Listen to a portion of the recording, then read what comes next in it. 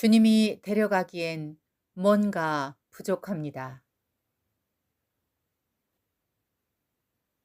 말세에 나타날 여러 죄악상을 기록한 디모데후서는 바울의 마지막 서신입니다.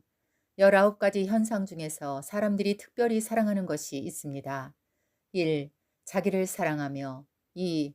돈을 사랑하고 3. 쾌락을 사랑합니다. 현재 우리의 시대가 이런 상태로 사랑하는 대상이 달라졌습니다. 사람들이 돈을 생명처럼 사랑합니다. 이것들은 새로운 신의 목록에 올라온 것으로 우상에게 절하는 것만 우상 숭배가 아닙니다.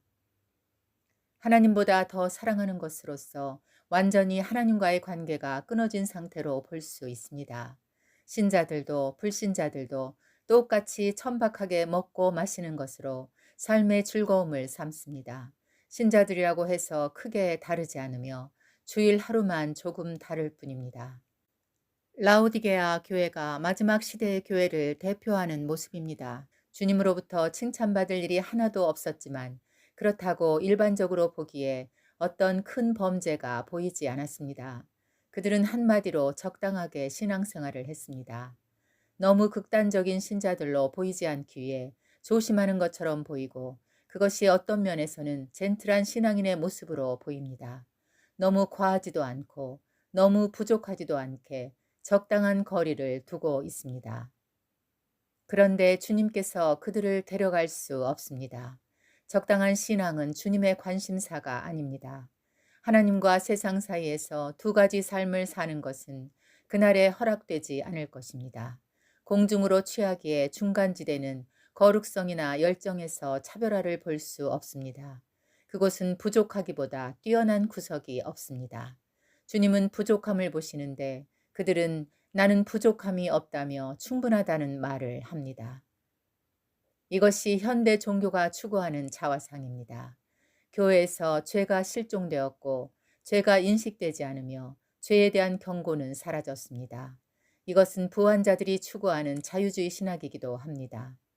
종교가 하나님의 말씀에 대한 의존을 벗어나서 인간의 지혜와 욕망을 따라가며 죄를 정상화하는 새로운 질서를 구축하고 있습니다. 주일 아침 교회 가는 길에 듣는 설교들은 안심하라, 당신은 구원받았다, 당신이 할 일은 아무것도 없고 단지 감사만 하라는 내용이 주류입니다.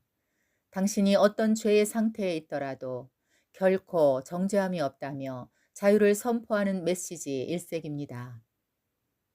세속적인 인본주의에 세속적인 복음주의가 추가되었습니다.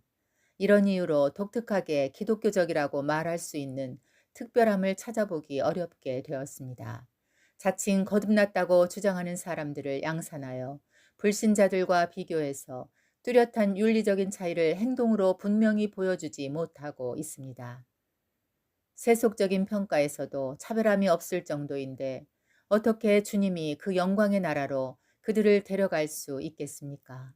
적당한 신자들은 너무나 많지만 죄에 저항하고 말씀에 순종하는 신부들은 찾기가 힘듭니다. 그런 이유로 에녹과 엘리야처럼 천에 하나, 만에 하나만 선별한 것이 아니겠습니까? 그들이 땅에 남게 되면 당장 심판하기보다 7년에 맡겨두실 것입니다. 7년 동안 그들의 신앙이 진짜인지 가짜인지 시험을 받을 것입니다. 대환난은 신자들에게는 이런 목적으로 설계되었고 불신자들에게는 진노의 포도주를 마시는 형벌의 기간입니다. 지금 세상은 점점 적그리스도의 도래를 위해 어둠과 기만으로 덮여가고 있습니다. 세상에는 속임수가 너무 가득하여 인식하지 못할 정도입니다. 불의를 행하는 자는 그대로 불의를 행하고 더러운 자는 그대로 더럽고 의로운 자는 그대로 의를 행하고 거룩한 자는 그대로 거룩하게 하라. 이 말씀은 주님의 오심이 가까워졌다는 것을 표시합니다. 마라나타,